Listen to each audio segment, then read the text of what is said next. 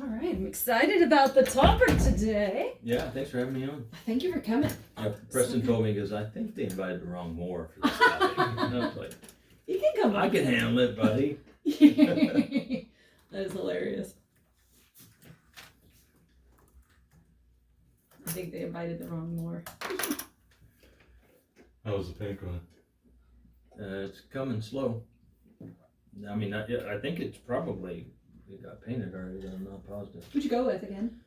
Flash Enterprises. Okay, Over cool. there off of Agnes. It's a pretty dope name. It's pretty bad. Flash I know. Enterprises. But yeah, they've done a good job so far. Just, Excellent. I'd like for it to go a little faster. It never does. No. It like never ever does. No. So guys, I think I'm gonna start off, basically talking about what Nissan was up to after the war, and then go into Mr. K and him, and then go into how he was the one behind the Z, and y'all just pop in whenever y'all want to say something. Okay. I think before you get to the Z, you ought to mention Peter Brock. Yeah. And how he kind of got the racing series going with the 2000 Roadster. Yeah. Because that's really what kind of got Mr. Do you want to mention that? I can Okay. jump in there. Jump in there and pop into it. But make sure I say Peter Brock because I'm real bad about trying to say Brock Yates, right? And they're Oh not yeah, the easy. same person. Yeah, but anytime, same one of the names in there. Yeah. So. Yes, sir, Joe Bob.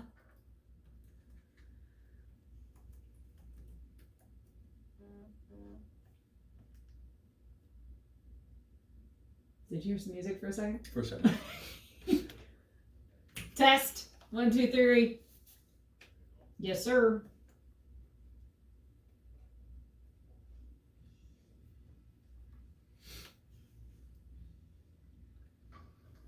All right. Hello, my friends. You are listening to the Bad Blonde Radio Show on News Talk KEYS 1440 AM and 98.7 FM, Corpus Christi, Texas.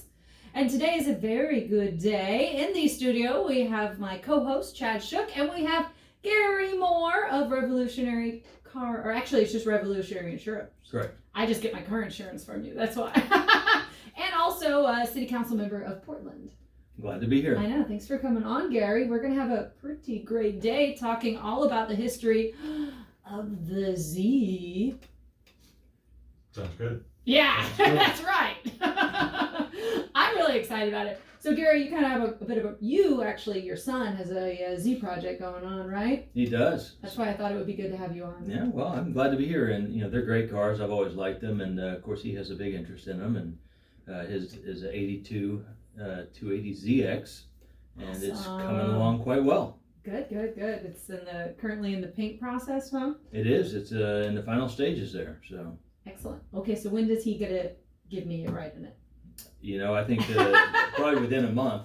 So. Wow, it's that fast. Oh yeah. Man, that's probably what normal car restorations look like, as opposed to mine that's like half a lifetime. Well, I didn't say it'd be done. Yeah, good point. Very, very good point. All right, guys, so should we just go ahead and jump in? I'm pretty excited. The story is long and interesting. We're going to talk about exactly where Japan was. I know where Japan is. Nailed it. I don't know. I don't. You do. You could point it out. You can. I know I can put it on a map, even though I've actually not been there. But every time you go over to Southeast Asia or any Asian I thought it country, was South America. well, you pop into Taiwan, and I believe Taiwan is just like a hop, jump, and a skip over from Japan. All right, I somebody. think you're right. True. Okay, good. All right, You're right. Gary's looking at me like I'm correct, and that's all right. Then we're So all of our listeners know where Japan is. We just wanted to point that out. Yeah. Well, only 2 of us in this the studio actually knew where Japan I'm still was. confused. I'll point it out on a map to you later. How about that? All right, guys, let's start off with like a little bit of history, shall we? Now, post-war Japan was not exactly a great place to be in. It was not prosperous. Nobody was really focusing on cars, and they were certainly not putting any focus on passenger cars. And the government really was in charge of everything. There wasn't like capitalism wasn't exactly their thing. It was not. Yeah. So basically, post-World War, II in Japan was not a hot spot for vehicles. So that's really interesting to see. 30 years later, we'd have the Z pop out. Mhm. And it's just really interesting to think about. Now, how Nissan survived, because post World War II it barely was surviving. The government was like, no, only make these, I think they were making gigantic vans to transport citizens to and from. Pickup trucks, I think. Exactly. But they really would be saved. Nissan would be saved by the Korean War. You see, Americans that were going over there needed easy access to trucks and Jeeps, and urgently, and this poured big money into Nissan. What was the year does anybody know the year that Korean War started? It's 50s, wasn't it? Early 50s.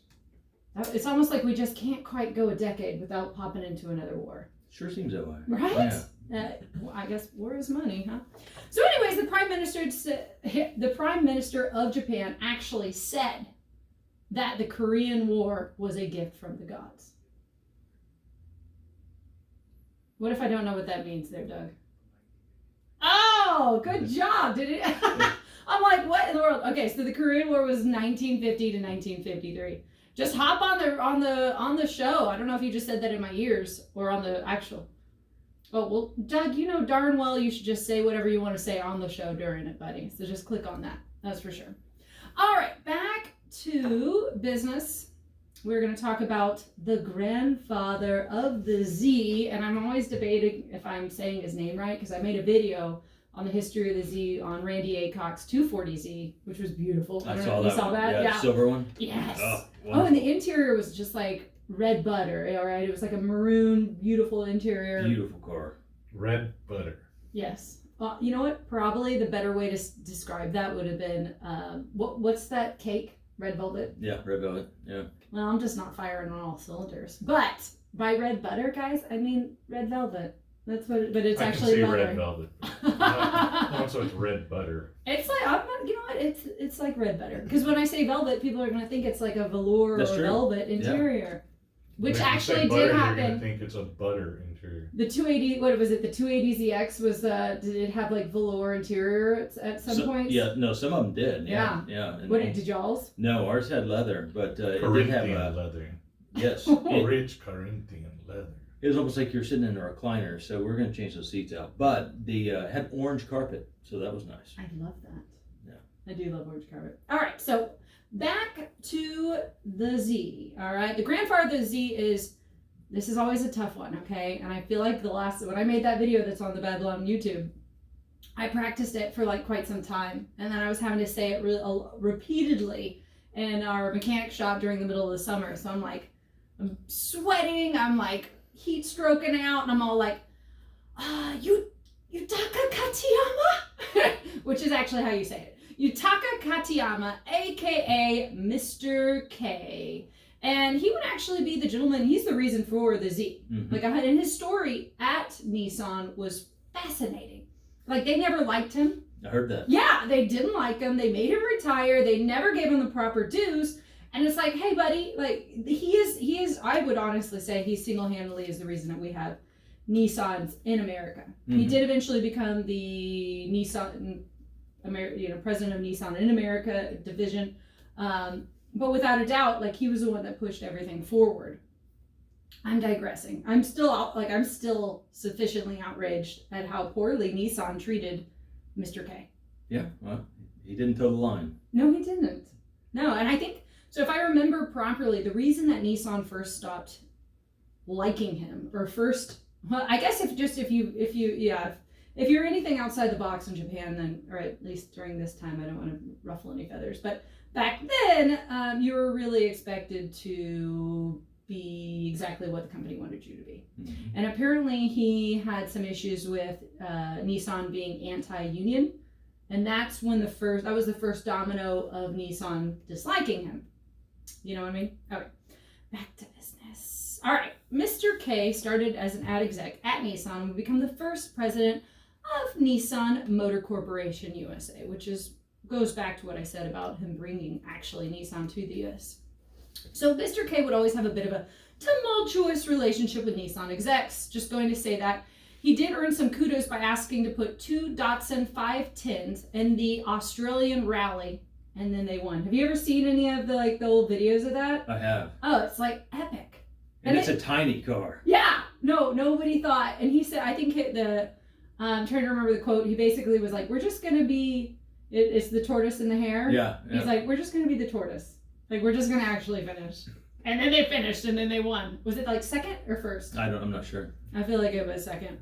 And okay, so the 510s were powered with a 1.6 liter engine. No, oh wait. Yeah, no, it was a 1.6 liter engine, right? Pumping out that horsepower. Vroom, vroom, vroom, vroom. Okay, so now with the win in Australia, Nissan began to think seriously about exporting. And by Nissan, I really just mean Mr. K. He's the only guy that actually saw the opportunity going on in the States. And then he went back and he asked the president of Nissan, he said, we need to get a larger engine in our vehicles, and we need to also a better design. All the imports at the time were coming over were being nicknamed hot coffins for their placement of the engine and just like poor ventilation. Yep. Hot coffin. That's got to be the worst PR ever for a vehicle. Yeah, you want to probably rethink your marketing company. Yeah.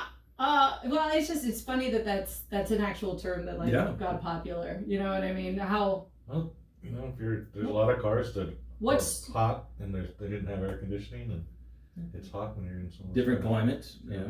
Does anybody on the top of their head think of a worse nickname a car has gotten? We can all think on that for a second. There's got to be a worse one, but that one's like super Death tough. Trap. I was gonna say death trap. I was thinking of the Pinto or something. Yeah, but death trap. It might be worse than death coffin. Yeah. But Yeah. they really are They're hot kind of coffin. on the same line though. Yeah. Yeah. No, just like absolutely. Mm-mm.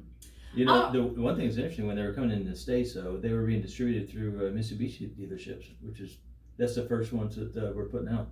They didn't have their own dealer network yet. I guess they were like, Isn't that crazy? Let's band together. Right. You know what I mean? Yeah. How cool. That would soon change. Yeah, for sure. That would soon change. All right. So the first passenger car that was imported in the States was a total bust, being known as the hot coffin, which is like just the worst. Can you imagine in South Texas driving around something that has the nickname of hot coffin? No. So anyways, Mr. K persuaded Nissan to export the 510 with a larger engine, all right, which would actually then make it worthwhile on American highways. I guess when you think about it, I'm not sure what Japan, at the time, Japanese roads looked like, but American highways, you do have to have a get up and go, or you're actually causing some safety issues, you know what I mean? True. Now, should we go a little bit ahead of time? I'm going to go, actually, let's go ahead and talk about how the fact that, so when he finally realized that when Mr. K realized that America actually had a desire for a Japanese sports car, this is like 50s and 60s. This is also a good time for, European sports cars that are coming in. And keep in mind, this is also before the 70s oil crisis. Right. And what are the, why can't I think of the word for it? The emissions. Emissions and safety. Yeah. So this is a hot time, 50s and 60s. So he got in there really, the first Z, the 240Z came in 1971, right? Was it 71 or 70? They started in 69, but I'm not sure when they came into the States. I think in Japan it started in either 69 or 70 as the Fair Lady. Right. And then it popped over, if I have my notes right. 69 in Japan, and it was called, the Fair Lady was based off of an American play. Well, yes, My Fair Lady. That's right. Which was it the Japanese Prime Minister saw, and he said, "Ooh, that is correct. That's quite befitting." All right, Doug has told me we're going to take a little bit break, and then we will go back to talking all about the history of the Z. Stay tuned to the Bad Blonde Radio Show. So these are the notes that I used to make the YouTube video, and I'm all, oh my, it's so much different than what I usually use to talk on the radio. And I'm like, okay, this is super confusing. What am I talking about now? Yeah, it's not. You're doing good. Thank you. Yeah, we're rolling right through it. All right, good. Hold on, give me 2 seconds. Okay, maybe more than 2 seconds.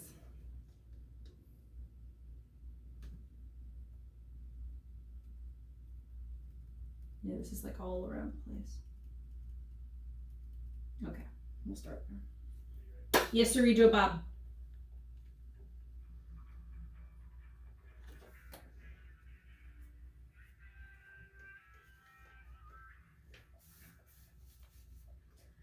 All right. Hello, my friends. You are listening to the Bad Blonde Radio Show on News Talk KEYS 1440 AM and 98.7 FM, Corpus Christi, Texas.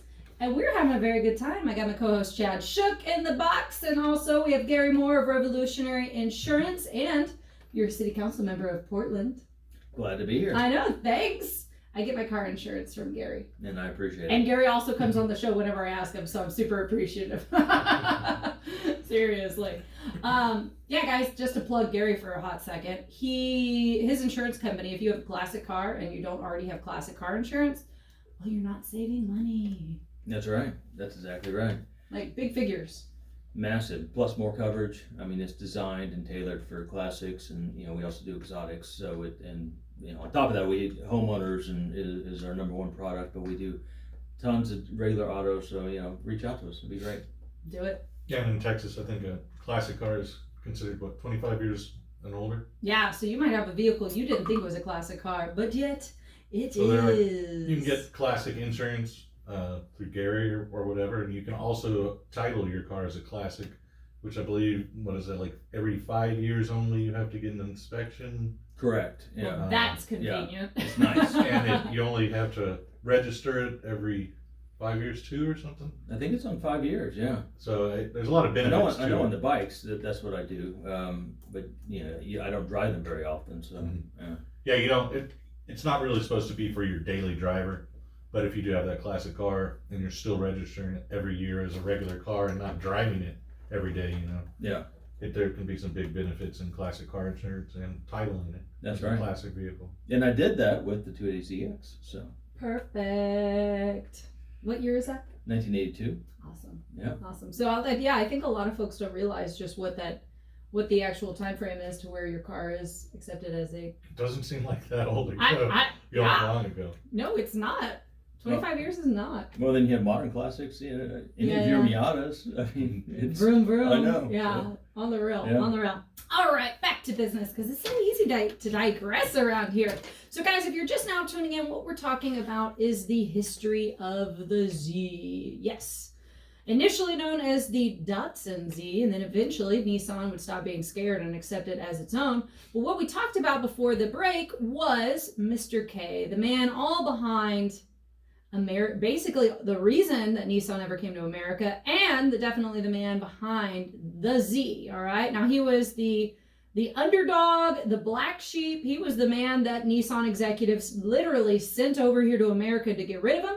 Little did they know that he would play a big part in creating one of their most iconic cars. Mr. K. His full name, guys, I'm going to avoid saying.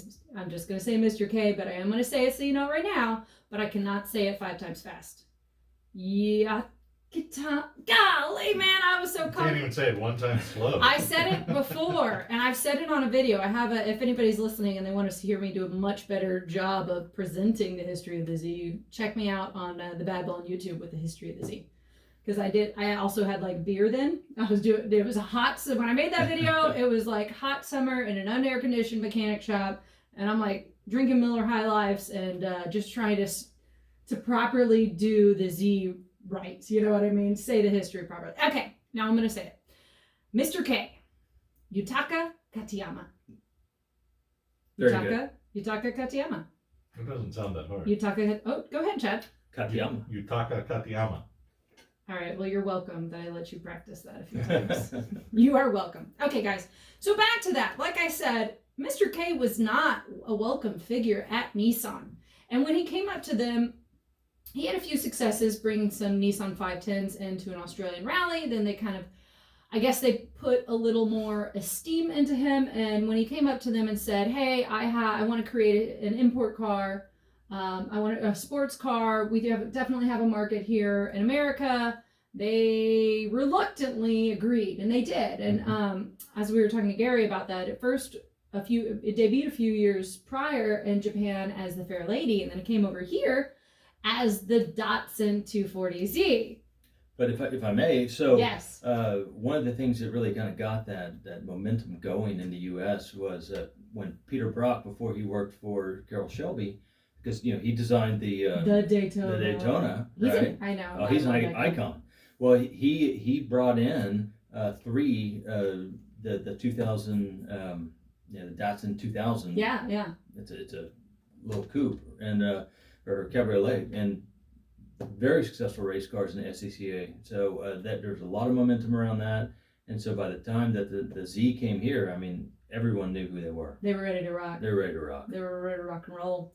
And so some of y'all might be saying, well, Nissan, Datsun, what's going on? Well, Nissan said okay with the project. However, it's funny to think how scaredy pants they were. They're like, okay, this is fine, but in case we fail, do not use the Nissan name.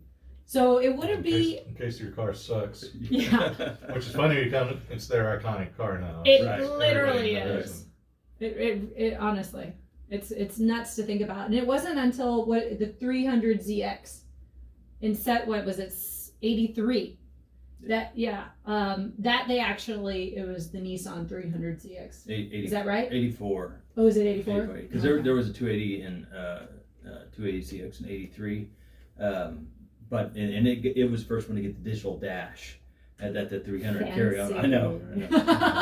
Interesting fact on the 300ZX was that the Lamborghini Diablo actually used their Nissan headlights. Yeah, for the Z32 body style. That is a hoot and a They half. did that. Yeah, the 99 Is that Diablo. Yeah. Okay. That is Use freaking funny. I'm going to put them side by side and Yeah, take a look. well, and then they covered the part that says Nissan. So if you look at it, there's a little strip. Genius. There's a little piece of black tape. Yeah, I think it is tape. Electrician's little tape. carbon And fiber then piece or somebody wrote something. Yeah. Lamborghini. Diablo. And then they wrote $1,800 on that headlight too. Yeah, but Exactly. parts. Nothing like a Lamborghini part, Yeah. that's for sure. All right, guys. So Mr. K talked them into it. They said okay, and the 240Z, the Datsun 240Z, would hit American soil in 1971, and it would hit the ground running really, as it was the fastest selling sports car of the 70s. Unbelievable. It's still so funny to me that Nissan would wait another another decade plus to actually put their name on it. Didn't they sell like 2 million of them or something crazy? Yeah, I think I have that number somewhere in my notes, but yes, Maybe at that point they were worried putting Nissan on it would slow its sales. Yeah, maybe. genuinely good point, because Datsun was a new and fresh. And yeah, maybe Nissan people kind of thought was boring. Well, they probably weren't ready. They spent $200 million doing the ad campaign in 83 and 84. good point. So, Yeah, you're like, Maybe once you got maybe they tossed it on the ad campaign also. that's actually a really good point. So the 240Z was powered by a 2.4 liter inline 6, and it kind of makes sense when we start talking about the 260Z and the 280Z, exactly where these names are coming from. Mm-hmm.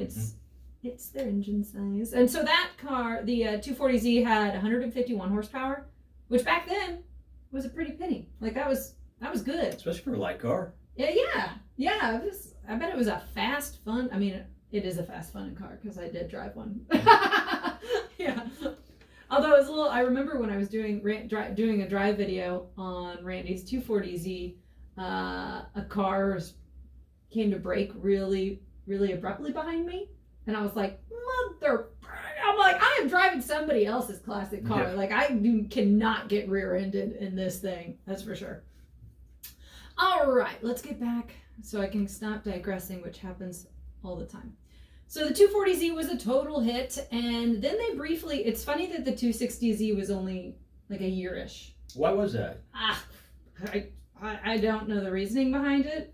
It doesn't really make any sense. Well, maybe they needed to save their reputation, because the 260Z, though it had a larger engine, due to the emissions regulations, it actually had less power. That makes sense. Yeah. So they're bigger engines. Yeah, that was a weird time period with emission regulations and everything, that just killing what could have been good engines. Yeah. And ruining what could have been fast and fun cars. Mm-hmm.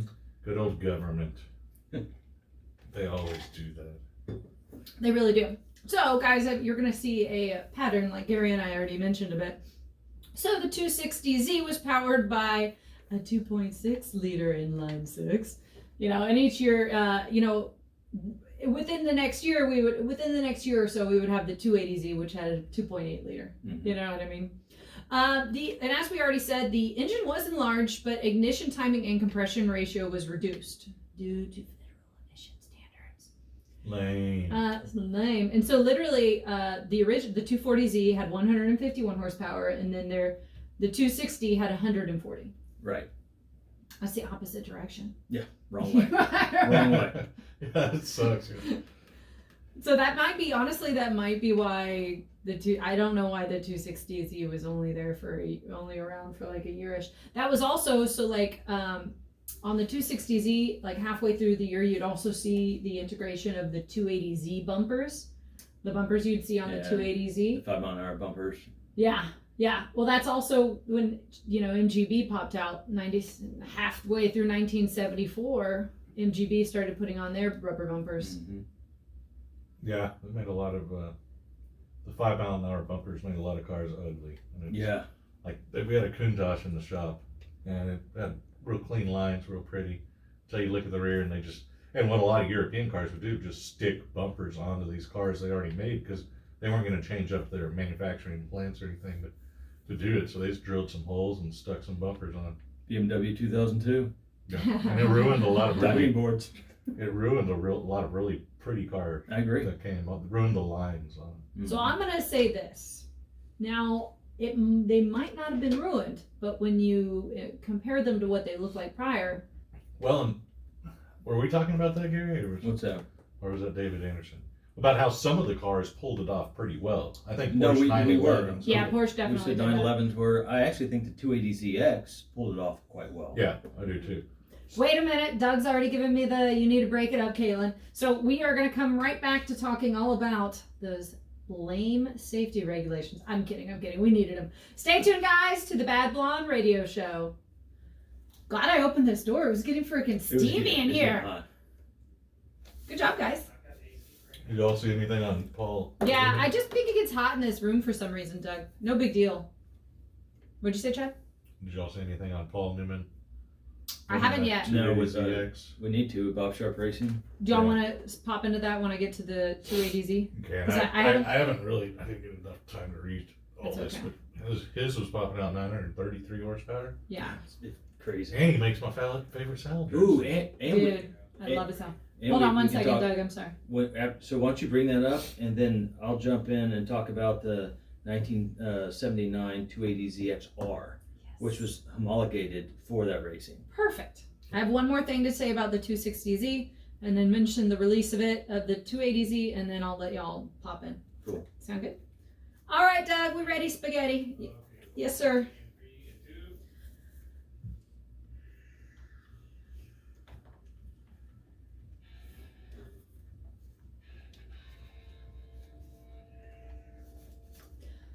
All right. Hello, my friends. You are back listening to the Bad Blonde Radio Show on News Talk KUIS 1440 AM and 98.7 FM, Corpus Christi, Texas.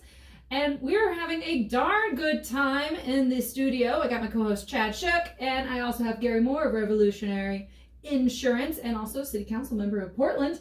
And we're talking all about the history of the Z. It's been pretty awesome, right, guys? It's been great. I know, it's actually a really fascinating story. But there's just about every car has a fascinating story, in my opinion. Or can be fascinating. I agree. Some. Okay, Not every. a lot. Especially back, We're probably not this going to day. discuss the Ford Fiesta. No. But especially post-war, anything, I guess, before, maybe there's a cutoff in the 2000s of interest. Well, if you go sports car, they're always going to be interesting. You can pick there. something there. Yeah.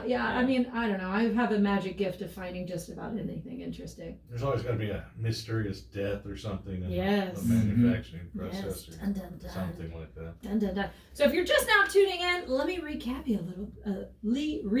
you a little bit about what's been going on. So we talked about the difficulties of post-World War II Japan. All right, it was pretty bleak around there, and actually Nissan was saved by us the Americans going into Korea and having a bit of a war. Kind of ironic. Yeah, seriously. The Prime Minister of Japan said that Korean War was a gift of the gods. Now, why that is because we needed trucks and Jeeps manufactured, and they were already super close, and we got Nissan to do it. And then we talked about Mr. K, who was the black sheep of Nissan. He was the man that really brought over much of Nissan to the States, and he's also the man behind the Z. Sounds like a gangster, like a movie gangster or whatever. You know? Chad, can you go ahead and say his name without reading it? I forgot it already. Without reading it. Radakama Atsuchi. No, it's Yutaka Katayama. Yutaka Katayama. Yutaka Katayama. Anyways, guys, I've been practicing that, and I still have a difficult time. Now, where we left off, we talked about the 240Z coming over to the States being a massive hit. We talked about how Nissan didn't want to own it. Nissan demanded that it was named the Datsun 240Z as opposed to the Nissan 240Z because they were scared. Yeah, if you love it, then you got to put a ring on it or something like that. Seriously. A badge. Yeah. They were like, if it fails, we're too scared of failure. You know what I mean? Talk about not taking any kind of leap. Talk about the 240Z, the brief 260Z. Now, the 260Z, like we said, when that came out, it actually had a larger engine. However, due to emissions sanctions, it had less horsepower, like 10 less horsepower. So, however, this is, so it only was 1 year, 1974. For half of the model year, it actually had full power output with 165 horsepower. And it also, that's when the safety bumpers of the 280Z came in. So that's funny. Anyways. Yeah. And then in 1975, we would see the release of the 280Z. And once again, engine was increased to 2.8 liters. Also with a Bosch L Jetronic fuel injection system. Fun. Nice. Always fun. Those were good, reliable, and superior at the time. So for sure, superior at the time. Good choice. Oh, yeah. And also an optional 5-speed manual transmission. Now we're going to get to some exciting stuff, guys. The release of the 280ZX in 1979. All new chassis and luxury interior plus a spoiler. How about that? They were good looking. Yeah. And what that legendary actor Paul Newman. That's my boy.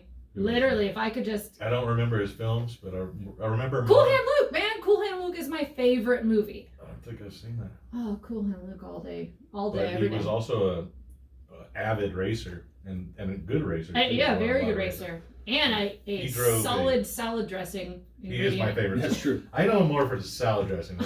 And I picture him sitting in his room mixing up these salad dressings and tasting them and stuff. Yeah, he didn't start racing until he was, I think, 41 or 42 years old, and he raced well to his 80s. Probably not until he got the monetary means, I would guess, because money is it's a thing. expensive. And after he started making money on his acting. Well, he was introduced to it in a film he did, and I don't know if it was Monaco or it was something like that. But yeah, he raced under Bob Sharp, which that was some beautiful cars, really was. And with that, when in 1979 they had to homologate the series, so they did the. Which is really cool. It is cool. So they did. I don't know what the production numbers were, but it can't be real high. A 280ZXR with this crazy wing on it, crazy paint scheme, bare bones. Yeah, I saw some photos. It's super duper it's cool. really neat, really neat. So look that up if you get a chance. He's the guy. That Paul Newman, he's the guy. He is actually, and I think I see on the salad dressings like almost all their proceeds go to charity. Yeah. Oh wow. It's a big deal. I mean, that's what I buy because they also this is I'm digressing, but they also put him in different outfits. So for your Caesar dressing, he is wearing I prefer cowboy. Newman. Did they have? I don't know. Okay, I don't know if there's a cowboy dressing. Cowboy Newman and then police guy, cop Newman and. There's none of that. There's no dressing that's. Maybe I'm getting a different salad dressing. You might be. You might literally. Kidding. Yeah, Chad, thanks for throwing that wrench in there for a second, all right? Don't say anything false about Paul Newman is basically what I'm trying to say. You're welcome. All right, now finally, okay, it's been how many years? All right, a lot of years, and Nissan finally decides it's not going to be scared to put its name on one of the most on basically their most iconic car, and at the time it was one of the best selling sports cars. I feel like when it I don't remember which year, but like God, Car and Driver put it as like 8 years running one of the best sports cars. No, neat. Right? Neat. Yeah, that may have been one of the later Z's. I don't remember. I probably have it in my notes. I'm jumping ahead. All right, so with the third generation Nissan 300ZX in 1980, is it 84 or 83? I think they were produced at the end of 83 for the 84 model year. Okay, that makes sense. Yeah. That makes good sense. They produced that with a 3-liter V6 instead of their inline 6 that had been in all the other predecessors. So all the other Z's had been inline, and they're like switching things up. And then they also added an option twin turbos, popping it from 220 horsepower to 300 horsepower. And 300 horsepower for that time was a lot of horsepower. It was for a long time. Yeah. Yeah, 300 horsepower. Holy cow. That's kind of a benchmark. Mustang GT, I think, had like 225. Jiminy crickets. That's good. So, Well, which used to be a lot. It used to be a lot. Yeah, especially like early 80s for sure. Yeah.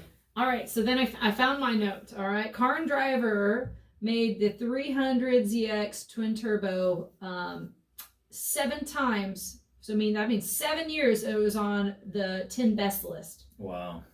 That's a awesome. statement, right? Yeah. That is a freaking statement right there. That's awesome. Now we're gonna take a little dip.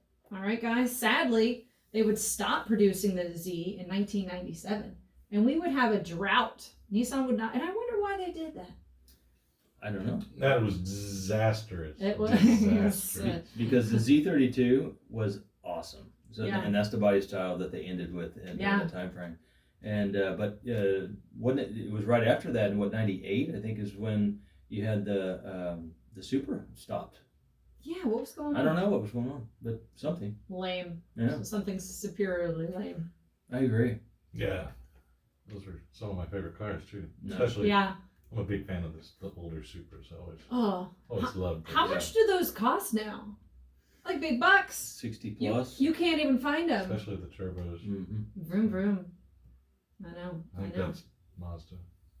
Oh, but I just say that for anything. Oh, okay. Yeah, I don't actually. I do not apply that to just mom. They can't own that, basically. They might. Oh, you're probably right about that. So, anyways, guys, from 1997 to 2002, we would see no Z. No. And that is sad. And then finally, we'd see the 5th generation Nissan 350Z hit the scene in 2003 with a 3.7 liter 24-valve V6 aluminum engine. And What was your thoughts on that?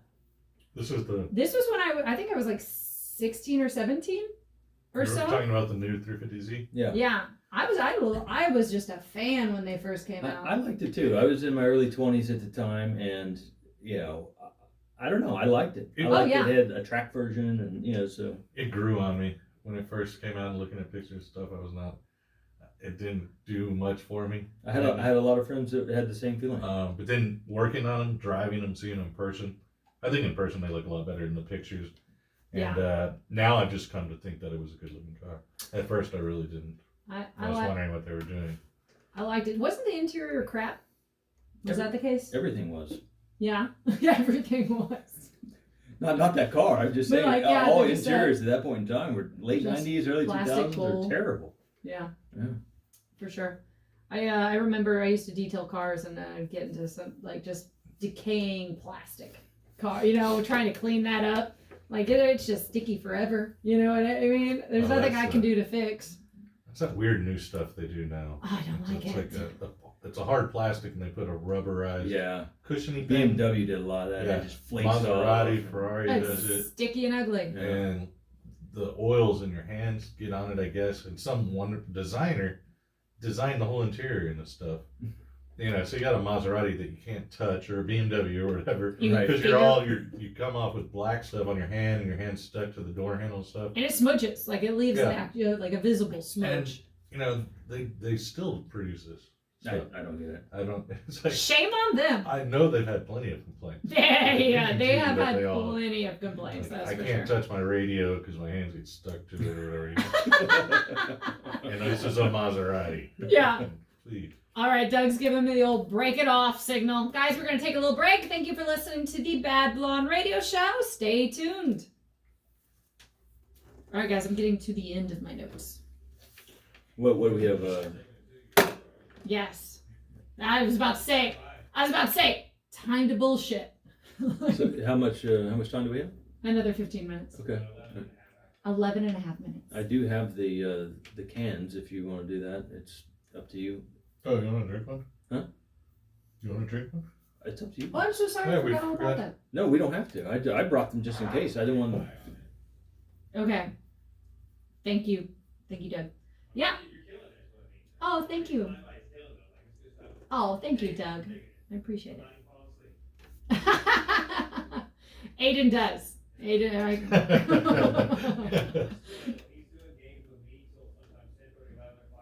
Oh.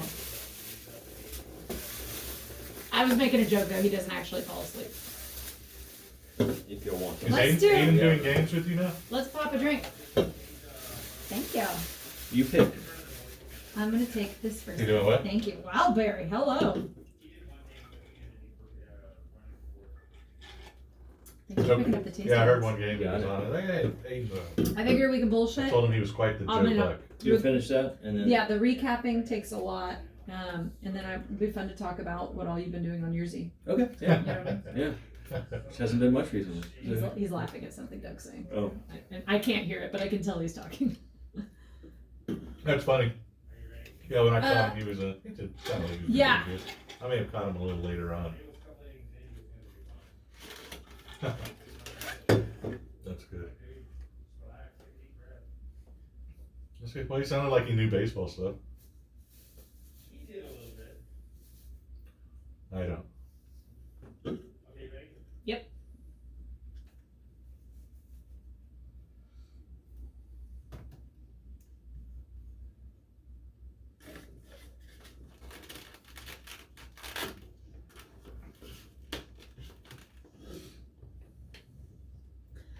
All right. Hello, my friends. You are back listening to the Bad Blonde Radio Show on News Talk KEYS 1440 AM and 98.7 FM, Corpus Christi, Texas. And today we're having a pretty darn good day. What do you say, guys? Absolutely. I know. I got Chad Shook, my co-host, and I got Gary Moore, you're a Portland City Council member and also owner of Revolutionary Insurance. He's who I get my cartridge insurance on from my 1965 Mustang Fastback.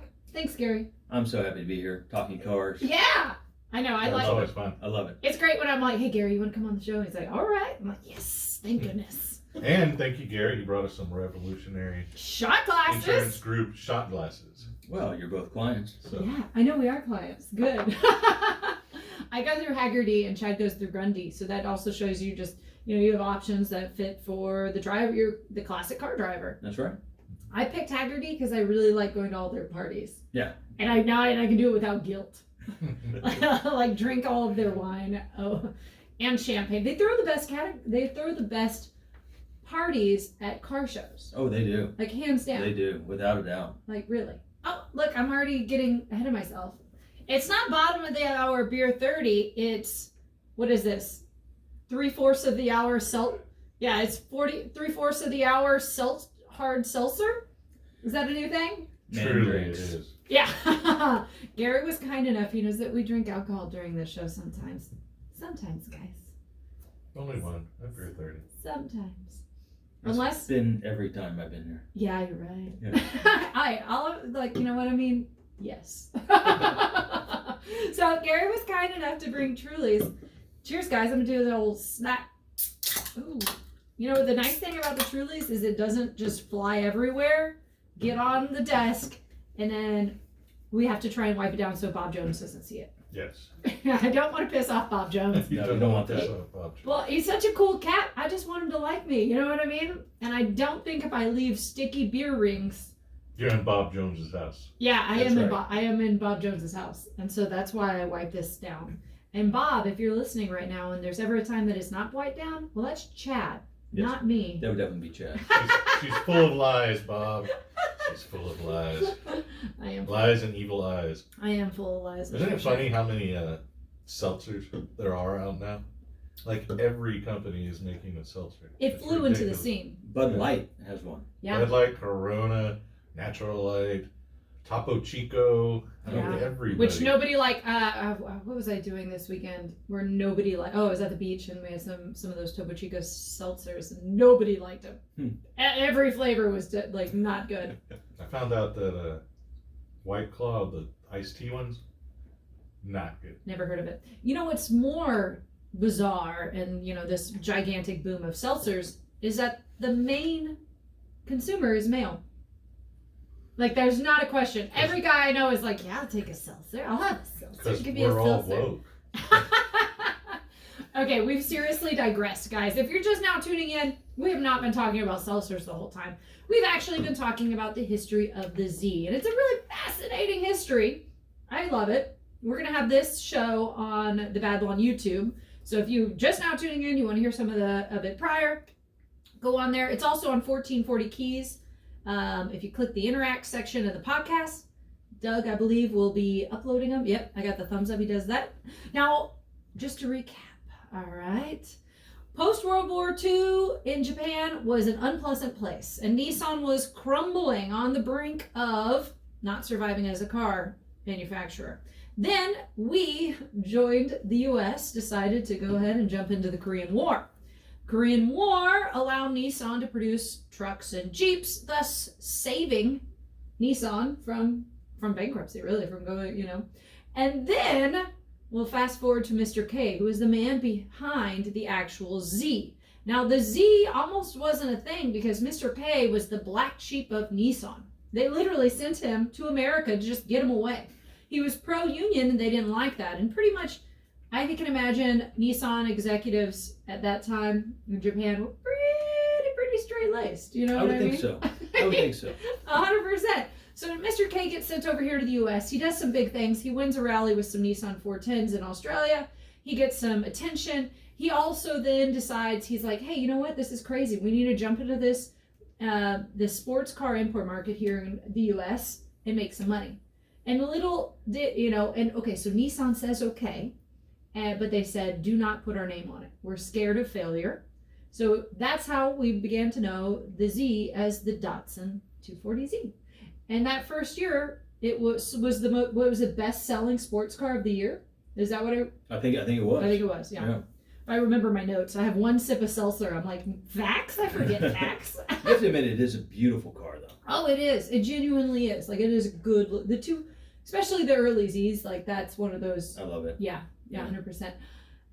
Okay, so guys, we've also talked about, the 240Z, the 260Z, the 280Z, the 280ZX, the 300 Z and ZX, or just ZX? ZX.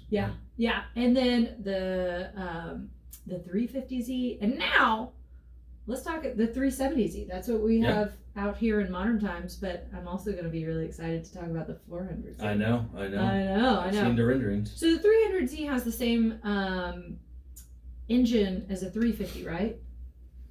Chad? I think it is. It's the 3.7 liter. I think it has 3.7. more power. It is a 3.7 with 350. I was going to say at some point they're going to have to stop with the numbering. Or the numbers aren't going to match the engine size. Right. There's going to be some really big engines at some point, Well, it's not going to happen in 2020 or 2022 because the Nissan 400Z. You know what I meant to actually? I got confused. It's going to have 400 horsepower. It's not going to. What are they going to call it? The 400Z. They are? Okay. Yeah. It's exciting. So I was looking at some of the designs, and they say that these designs are very much close to what it's going to be. You know what I mean? This is not like kind of and they're not in the dream stage. This is very close to what it is going to look like when it hits the market in 2022. And it looks great. It does look good. It's got some retro, kind of going back to the 240Z look. Like, are you looking at the photo right now, Chad? Yeah, I remember seeing it. I just kind of wish it it looked more like the early 240Zs, if they could pull something off like that. Well, that's what they're going for with this. Yeah, It's got those styling Then I cues. think they're not nailing it, but it does have some of that throwback. Yeah. And it's tough to do that now because of all the safety Right. and everything that's going on with True story. crash bumpers and impact and. I did hear that it's supposed to come with a manual option. Yes, Which- you heard right. Is awesome. Which it's the old, it's the old heave ho to why is it blanking from my? We were just saying it stopped. It's golly, how can I not remember the name of this car right now? Which one? Oh, Yeah, it just came out. It was like the Supra. top. Yes. Yeah. I have no idea why I could not remember it. It was like the hit thing at the SEMA 2019 did not offer a manual option. No. That's like, it's horrible. Yeah. I That can't car would respect. be great for it too. Yeah, no kidding. So that's kind of the old shove it to the Supra. Mm-hmm. And I may get a 400. Who knows? One day. But I because encourage you. I am getting really disappointed in all these manufacturers. Not Like Porsche and BMW may still, but a lot of them No. are just saying no No. more manuals. Porsche for the 992, you can get a manual, a 7-speed manual in any of their S models, Oh, okay. Good. Well, that's but only their S models. that's a pretty pricey car too. Yes, it is. I just think it's so disappointing oh, to do that to the it's the automotive opposite. enthusiast. Yeah. Oh, yeah, you're there to drive the car. Did they go poll people? Did they ask people The that wrong like people, cars? maybe. Who knows? Yeah, you're asking the wrong people. Yeah, you're probably right, but I don't know. I find it interesting that, and then on the M3, or I'm sorry, is it M3 now or is it M4? Anyway, the new M car, you can get the manual in the base model, only the base model, and that's it. Sign me up. So I know, yeah. I think they're making a really clever decision here because like true automotive enthusiasts are going to see that and it's gonna be a hit. And the Z name is huge. Yeah, no, people are gonna respect that choice, and yeah, I mean, and especially now it's becoming a rarity. Yeah. Rarity is very important in the automotive world, so now it's gonna be like the few you can actually get with a manual option. Which is cool. Oh, 100%. I mean, yeah, you want to actually have a driver's experience? It is, and I bet in the long run, those probably will become rarities because I bet a lot of those Totally. automatic cars are probably going to end up breaking, Right. and at that point, they're probably going to be too expensive to even fix the transmission as far as the car's worth or whatever. You're probably right. So maybe they'll get junked, and then the only ones that will survive are manuals, where somebody can put a clutch in it or whatever. True. So that'll be interesting. Remind me in 25 years to check my if that came true. I'll make a Get note of it? that. Yeah, I'll make a Yeah, note. if you would. I'll make like Make a little mental note if you would. Did I say what the engine was coming with the 400Z? It's got a twin turbocharged 3-liter V6 capable of 400 horsepower, which I think that's why it's called the 400Z. But also, I guess we were approaching that anyways. It just matches. Yeah. They decided to change their naming scheme, Yeah. right? Yeah. They could have run with the 300. No, they're all right. Yeah, they could have. They Yeah. could have. That's for sure. Gary, tell us what's going on. So Gary also is in the process with his son. Yeah. Fixing So up. yeah, we're you guys know that the car was at the shop for a long time, and now it's in the body shop. We're keeping the retro two-tone paint job. I liked that. The same colors. Yeah, We're changing yeah. it. Okay, because Yeah. I know, weren't you wanting white? Somebody wanted white. Yeah, Preston wanted white first, but we're gonna stick with the copper and brown. I love the copper. And the orange carpet isn't going to be there, but we are going to get rid of the fluffy seats, and we're going to kind of go back to the sports car heritage that the 240 and I like it. 260s had. Yeah. And do that with the 280ZX. So, Once you get that retro paint, you can also have to, when you're driving it, dress appropriately also. Preston's kind of going for a Prefontaine look right now with the sideburns and the mustache and his running gear. So I think it'll work. Is it bad I do not know who Fontaine is? He was a very famous Olympic runner in the 70s, I'm going to have to Google it. and he died in an MGB. Oh. Oh. Yeah, Shoot. yeah. Was that before 74? Yeah, Kidding. no, I think it was somewhere 74, Before 75. I 74 and a think it was half. 75, but Yeah. it was a 72, I think, MGB. So, Before the yeah. bumpers. All right, I can see Doug is telling me to just wrap it on up. All right, I'll do so. I promise. Sometimes I pay attention to them in the box over there, and sometimes I don't. So I'm really proud of myself when I do.